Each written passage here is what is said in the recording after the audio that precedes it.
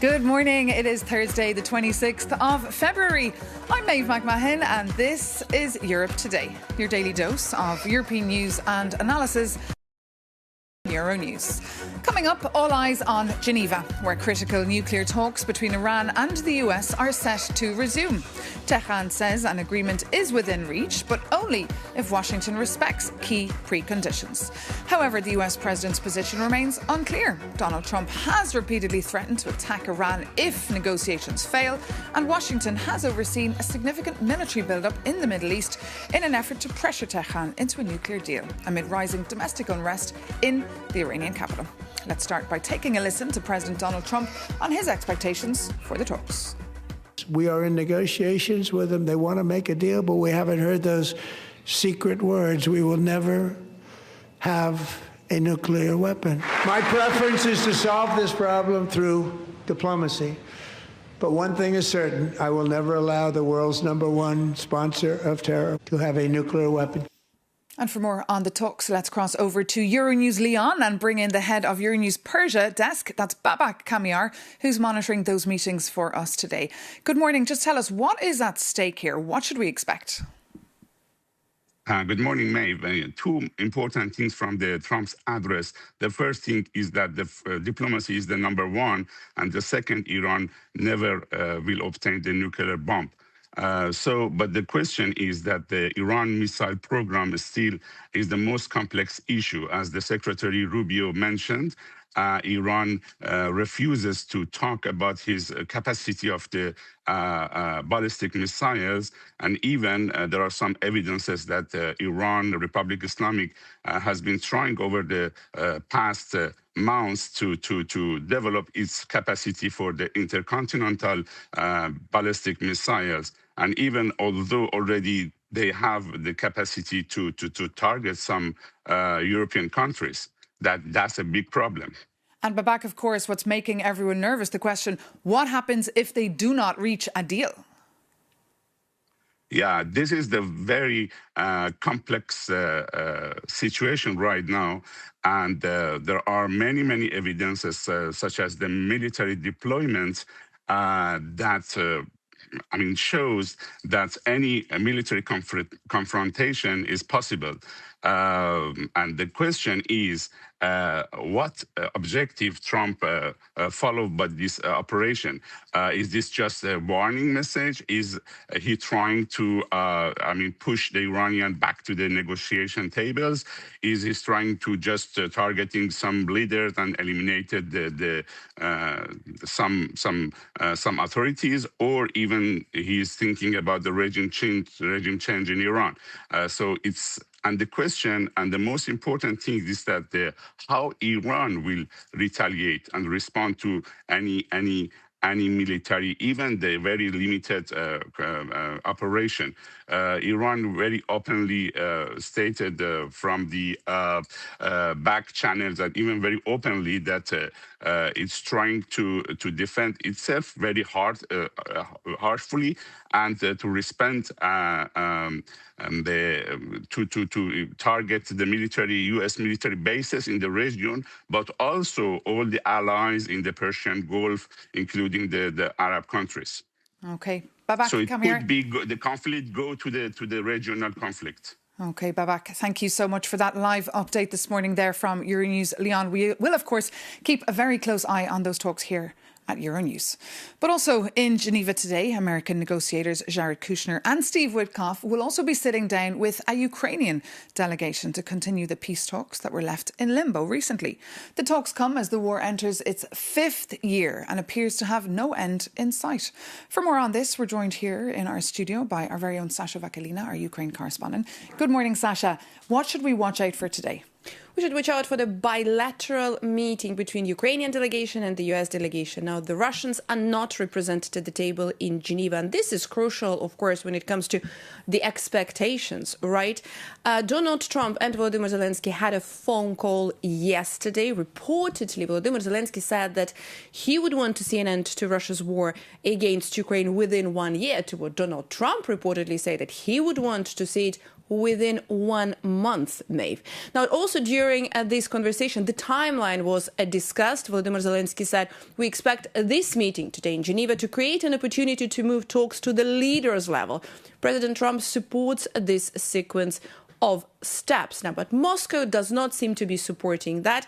The Kremlin spokesperson Dmitry Peskov said he still does not see a point of Vladimir Putin participating in any sort of a meeting with Zelensky. And right before this meeting in Geneva, hours before the negotiations, Russia attacked Ukraine with drones and ballistic missiles pounding Kharkiv, Kyiv and Zaporizhia. And meanwhile, Sasha, yesterday we reported, of course, on that spat between Ukraine, Hungary and Slovakia on the Druzhba pipeline. What is the latest on that? Hungarian leader announced the reinforced security protection around the critical energy infrastructure across Hungary. Now, we heard that from Viktor Orban yesterday, when he also announced a drone ban in one of the regions bordering Ukraine, Maeve. Viktor Orban said, we will deploy soldiers and the necessary equipment to repel attacks to key energy facilities. Now, Hungary has not experienced those attacks. In fact, Hungary, unlike other Ukraine neighbor states, has not experienced drone incursions ever since the beginning of Russia's full-scale invasion of Ukraine. But this statement and these new measures are indeed coming amid this Druzhba spat and amid the European Union asking Ukraine to accelerate their repairment work over the pipeline infrastructure, which was hit by Russian attack back in end of January.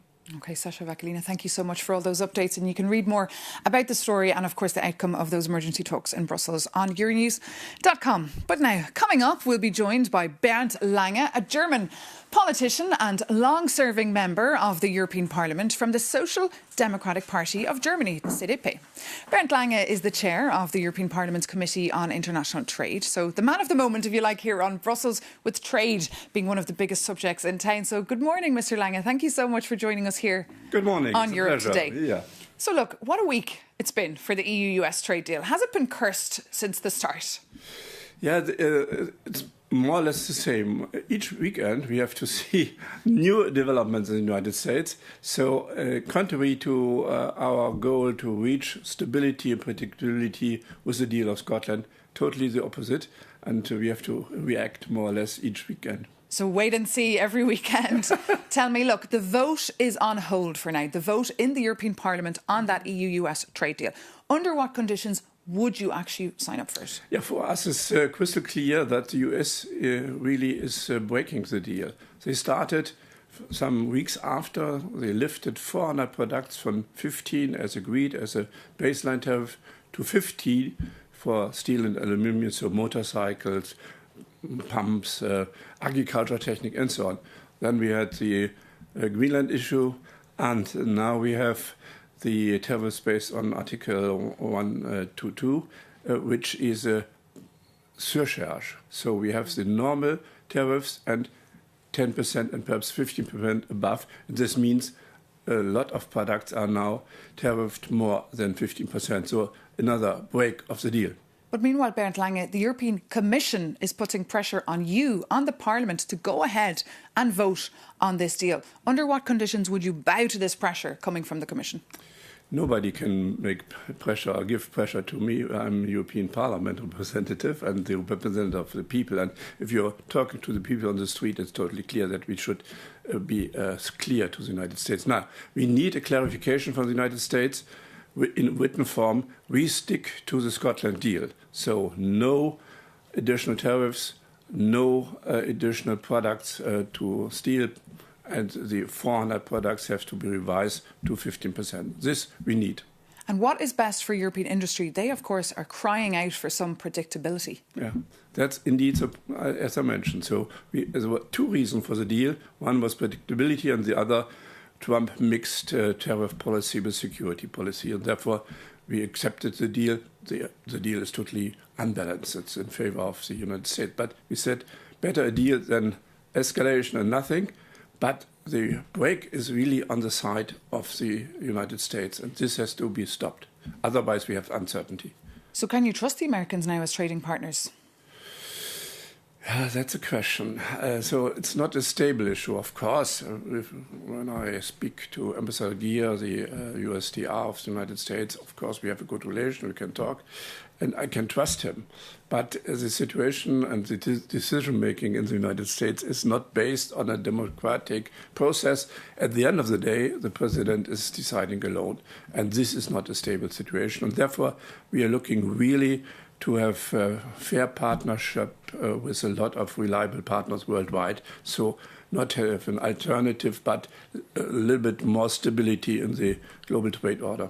But as you say, every weekend is very unpredictable. And just regarding the tariff threats from last weekend, how should the EU respond to this? Should we start using now really dramatic tools? Yeah, no, that's not the case. So, excuse me, we are waiting a little bit. I mentioned this to the Commission, but also to the US side. We need clarification that this is an exceptional situation. They will reduce the tariffs, they will bring back the so-called derivatives, and give a guarantee for, let's say, the next 3 years that nothing will happen. And then, of course, we will move on. If in the next week nothing will happen, then we have to reflect countermeasures, counter-tariffs, for example. And what about the EU-Mercosur deal? You want to see it provisionally applied, but a lot of people would disagree with that. No, we have sent to court, the European Court of Justice, 3 questions which are not dealing with the content of the more formal issue. And therefore, also some of the people voted in favor of this request to the court say, of course, we can live with the provisional application. So I guess if there is a notification from the Mercosur countries, and I expect it coming before the summer break, we should go ahead with the provisional application, and I guess this will be supported by the Parliament as well. Okay, and just one question on Friedrich Merz, his visit to China. What are your takeaways from that? Yeah, it's a little bit tricky. On the one side, we have to be clear. The unfair trading practices have to be mentioned, and we have also our defensive instruments. But on the other side, China is a big country. We have also some common interest in climate protection and cooperation. So I guess we have to find the balance between the two sides of the coin. And so far, I guess the Chancellor did quite well. OK, Bert Lange, thank you so much for coming into us this morning here on Europe Today. And as you heard, of course, Friedrich Merz is indeed in China and has said that the trade imbalance between his country, Germany, and China is, quote, not healthy. Friedrich Merz said he wanted to find ways to reduce this trade deficit, which has quadrupled in the last 5 years. He also said that Beijing has to use its influence with Moscow to help end the war in Ukraine. For more, we can cross straight over now to Berlin and bring in our correspondent, Diana Chesnik. Good morning, Diana. Just tell us more about the trip. Big focus, of course, on the economy. Indeed, China is the biggest trading partner for Germany. And just to give you one fact, I recently talked to a China expert who advised Merz just last week how to behave in China. And indeed, Merz came to China with a big business delegation, so it's all about economy. And one has to say that the German-Chinese relationship has not been without its frictions. Just last year, Germany suffered a 90 billion trading deficit with China. And just to tell you what this means for Germany, this means 10,000 manufacturing job loss each month. So this is huge. And Merz was telling during his trip that Germany will react and do something about it. But at the same time, Merz brought a major deal for aircraft from Airbus. China is going to buy 120 engines, a huge success. But of course, even though economy is very important, Merz also will be talking and has been talking about geopolitical issues, especially about Russia. Let's have a listen. China's voice is heard around the world. Its decisions carry weight. But this also brings with it a responsibility. I, therefore, asked my interlocutors today to use their influence to end Russia's war of aggression against Ukraine, an issue on which Beijing can exert influence. We know that signals from Beijing are taken very seriously in Moscow. That goes for words as well as deeds. Wie auch für Taten. Friedrich Merz there. So, Diana, of course, serious geopolitical motives, as you say, for this trip as well. Indeed, Germany does not do any trading with Russia due to the war in Ukraine. But Germany is also trapped between the US and its unpredictable President Donald Trump and his constant threat because of the tariffs. And on the other hand, a very strong rival, very strong economical rival, China, who with his cheap goods is threatening the German economy and the German businesses.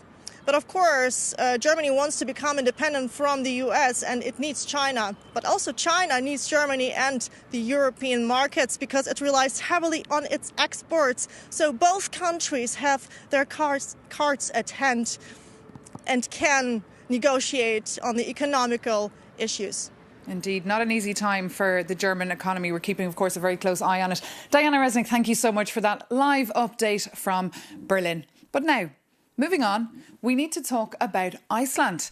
The Nordic island, known for its dramatic landscape, is planning to hold a referendum on opening accession talks to join the European Union. It could happen in the next few months. Prime Minister Kristrún Frostadóttir made this very announcement in Warsaw, and our reporter Jakob Janis has been taking a look. Iceland was supposed to vote on joining the EU in 2027. But now that vote might happen this August. But why the rush? 2 words: Donald Trump. US tariffs are biting, and the US president is threatening to annex nearby Greenland. Perhaps it didn't help that his ambassador nominee just joked about making Iceland America's 52nd state. And with such friends around, suddenly Brussels bureaucracy looks incredibly appealing. Let's investigate together. Iceland actually applied to join the EU in late 2000s after its banking system collapsed. But as the economy recovered, Reykjavik froze negotiations in 2013 and completely withdrew its bid 2 years later. The biggest stumbling block today are fishing rights. Iceland's economy relies on its waters. And handing over control is a tough sell, or at least it was before Brexit. But for Brussels, Iceland brings massive wealth. Its GDP per capita is roughly double the EU's average. But we have to remember their size. Iceland's population is less than 1/1000th of the entire bloc. Plus, they are already deeply integrated. And Iceland is a founding NATO member and sits inside the European Economic Area, adopting EU laws without getting a vote. But hey, let's look also at the big Arctic picture. Because Norway uses the same model. Oslo is also in European Economic Area and outside the EU. And polls show a slim majority still opposes full membership. And then there is Greenland, which left the EU predecessor in 1985 over fishing quotas. Today it remains outside the bloc as an autonomous territory of Denmark. And Donald Trump repeatedly called the EU bad for trade. But for Iceland right now it seems becoming the 52nd US state sounds a whole lot worse. So as they say in Reykjavik, skål! Jakob Janis reporting for us there. And for more, we're joined here on set by our very own Sasha Vakalina. So really this idea of EU enlargement, Sasha, really making a comeback, if you like. Absolutely. And I think it's fair to say that this is the new momentum that we have been observing since Russia's full-scale invasion of Ukraine and since Ukraine applied and then was granted the candidate status in June 2022. But it is a tricky one because on one hand, the EU is trying to give it more momentum and to encourage those countries who do want to join the European Union. But the process is still very slow. And even for some of them, like Ukraine, we heard from the President of the European Commission in Kyiv just 2 days ago that you cannot fast-track something this important, and Ukraine's aspiration to join by 2027 seem to be just aspirations at this stage. Indeed. Sasha Vakalina, thank you so much for that update. And for more on that topic of enlargement and whether or not Ukraine should be fast-tracked into the European Union, you can take a look at our brand new episode of The Ring on Euronews. But that does bring this edition of Europe Today to an end. Thank you so much for tuning in. As always, we love having your company. Take care and see you very soon here on Euronews.